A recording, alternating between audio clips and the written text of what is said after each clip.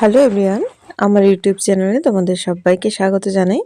আশা করি তোমরা সবাই সুস্থ আছো, ভালো আছো। আজকে তোমাদের সাথে একটা যে রেসিপি শেয়ার করতে চলেছি সেটা হচ্ছে কুইক অ্যান্ড ইজি একটা রেসিপি। তো এটা খুব সহজেই তোমরা বানিয়ে নিতে পারো, যেমন ঘরে থাকা সামান্য উপকরণ দিয়ে।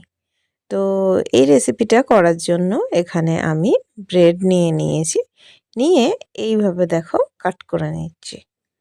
তো তোমরা যদি এটা অন্য শেপেও কাট করতে চাও সেটা কিন্তু করতে পারো। তো দেখো আমি ব্রেডগুলোকে এইভাবে কাট করে নেব। তো তোমরা যে যটা ব্রেড করবে সেইভাবে কিন্তু নিয়ে ব্রেডগুলোকে এইভাবে কাট করে নিও।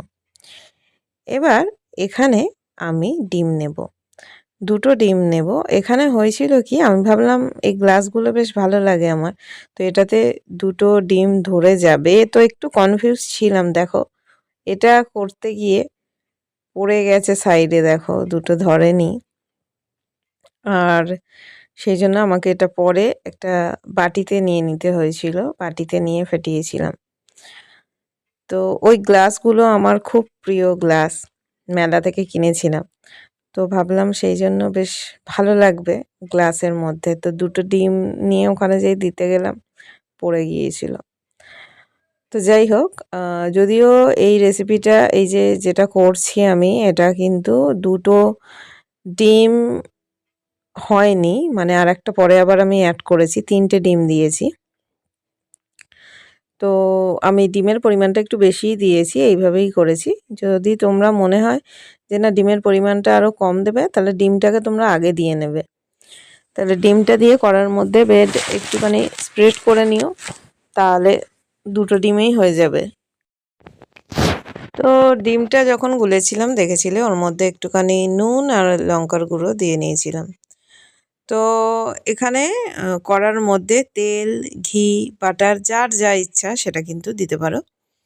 আমি তেলই দিয়েছিলাম, অল্প করে তেল দিয়ে নিয়েছিলাম, খুব বেশি কিন্তু লাগে না। আর এটা কি বলো তো, খুব চটজলদি হয়ে যায়।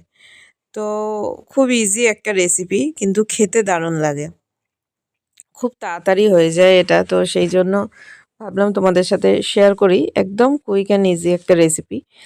তো দেখো ডিমটা এইভাবে দিয়ে নেওয়ার পরে এখানে আমি একটু পেঁয়াজ, ক্যাপসিকাম, টমেটো, কাঁচা লঙ্কা কুচিয়ে রেখেছিলাম।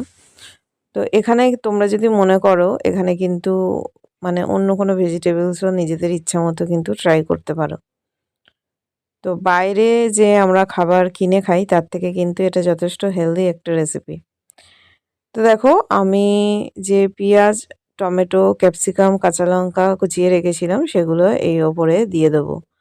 তো আমি একটু বেশি স্পাইসি পছন্দ করি বলে আমি কাঁচা লঙ্কাটা একটুখানি বেশি পরিমাণেই দেব, তোমরা তোমাদের ইচ্ছা মতো দিতে পারো। আর এখানে আমি একটুখানি চিজ গ্রেট করে নেব। তো চিজটা আমি এই ওপরে দিয়ে দেবো। তো আমি চিজটা গ্রেট করে নিচ্ছি। আর এটা যখন করবে গ্যাসটাকে কম করে রাখবে। তো গ্রেট করে নিয়েছি চিজটা, আমি ওপরে দিয়ে দিচ্ছি, একদম কমিয়ে দেবে। কমিয়ে দিয়ে এটা কিন্তু আমরা ঢাকা দিয়ে কিছুক্ষণ রেখে দেবো।